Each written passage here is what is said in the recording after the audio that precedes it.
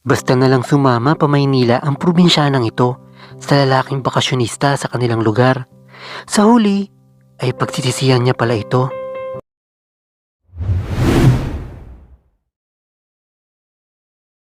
Mahal kita, Althea. Magkita tayo sa bakanting lote mamayang 12:00. Sumama ka na sa akin kung talagang mahal mo ako. Makapagbagbag damdaming sabi ni Daniel sa kanya ng gabing tumakas sa kanyang tahanan upang makipagkita sa binatang bakasyonistang ito sa kanilang probinsya. Taga Maynila si Daniel at agad silang nagkagustuhan ng dalagang si Althea sa maiksi lamang na panahong pananatili ng binata sa kanilang lugar. Palibhasa kasi ay gwapo ito at makisig ang pangangatawan. Kaya naman mabilis itong nakuha ang loob ng nasabing dalaga. Dahil doon ay walang pagdadalawang isip na sumang-ayon sa kanya si Althea. Tangulang ang sinagot ng dalaga sa hiling ng kanyang nobyo. Kahit pa nga anong pagtutol ang gawin ng mga magulang niya sa pakikipagrelasyon niya dito, ay wala silang magawa upang pigilan siya sa pagmamahal niya dito. Hindi niya kayang mawalay kay Daniel. Kaya naman, nagpasa siyang suwayin na ang gusto ng kanyang ama't ina at sumama siya ng gabing yun sa binata. Sa muli itong pagbalik sa Maynila, nakipagtanan siya sa lalaking hindi pa naman niya lubos na kilala, nang hindi man lang nag-iisip kung ano ang mangyayari at kakainatnan ng kanyang gagawin. Ni hindi pa nga nakapagtapos si Althea ng pag-aaral dahil kakatapos lamang niya sa senior high school at kaka-18 anyos pa lamang niya. Dahil doon ay wala siyang kaalam-alam sa buhay na naghihintay sa kanya sa Maynila. Noong una ay maayos naman ang trato ni Daniel sa kanya. Nangungupahan sila sa isang maliit na apartment at masaya sila kahit maliit lang ang kita ng lalaki. Ngunit ilang buwan pa lamang ang tinagal niya doon at lalo na nang agad siyang magdalang tao. Wala pa man silang 1 taong nagsasama ng lalaki. Habang lumalaki ang kanyang tiyan, ay unti-unti na rin niyang nakikita ang tunay na ugali ni Daniel. Nagsimula na kasi itong malamig sa kanya buhat nang magkaroon na ng pagbabago sa kanyang pisikal na itsura.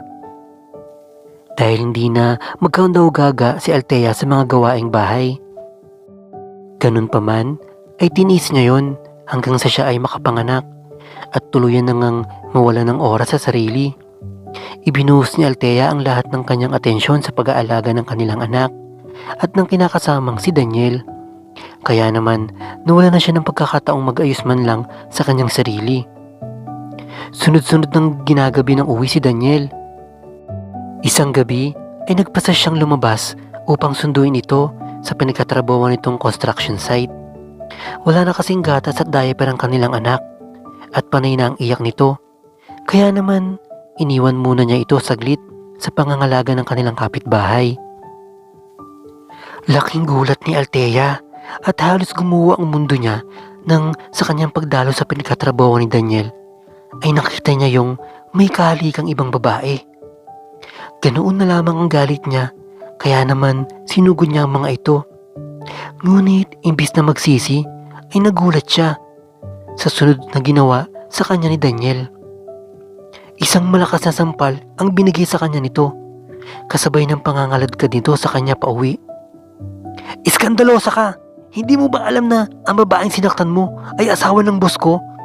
Paano kung ipatanggal ako nun? Galit na sabi ni Daniel sa kanya, na lalo pang ikinagalit ni Althea. Talagang matatanggal ka sa trabaho dahil imbis na paggawa ng bayang asikasuhin mo, ay yung asawa ng boss ang tinatrabaho mo. Kaya pala lagi ka nalang ginagabi ng uwi. Hindi mo man lang kami naisip ng anak mo. Umiiyak pang sabi ni Althea habang panay ang suntok niya sa dibdib ng kinakasama. Paanong isipin pa kita? Isawang-sawa na nga ako sa pagmumukha mo. Ayaw na nga kitang uwian pa eh. Naasar ako sa mukha mo. Losyang ka na. Hindi ka na nga yata marunong magsuklay man lang ng buhok mo. Pagkatapos ngayon ay nagtataka ka kung bakit nagawa kitang ipagpalit sa iba. Matapos ang pagtatalo nilang yon, ay muling lumabas si Daniel ng kanilang bahay. Naiwan doon si Althea na puno ng paghihinagpis at pasa, dulot ng pananakit sa kanya ng kinakasama. Kaya nagpasa siyang mag-impake ng gamit nila ng kanyang anak. Ngayon siya nagsisising, basta na lamang siya sumama sa ganong klase ng tao. Kaya naman, kahit pa harapin niya ang galit ng kanyang mga magulang, ay tatanggapin niya. Basta't uuwi sila ng kanyang anak sa probinsya. Nang gabing yon, lingid sa kaalaman ni Daniel, ay umuwi nga sina Althea at ang kanyang anak sa probinsya upang mag-umpisa ulit ng panibagong buhay. Galit man sa kanyang mga magulang, ay tinanggap pa rin siya nito. Dala ang leksyong natutunan niya sa nangyari sa kanyang buhay, ay muli nagsimula si Althea sa tulong ng kanyang mga magulang na noon ay sinuway niya. Ngunit ngayon ay iba na, sapagkat hindi na lamang sarili niya ang isipin niya, kundi ang kapakanan ng kanyang anak. Kaya't sigurado siya na sa pagkakataong ito ay magiging mas matalino na siya sa mga susunod na pagdesisyon sa kanyang buhay.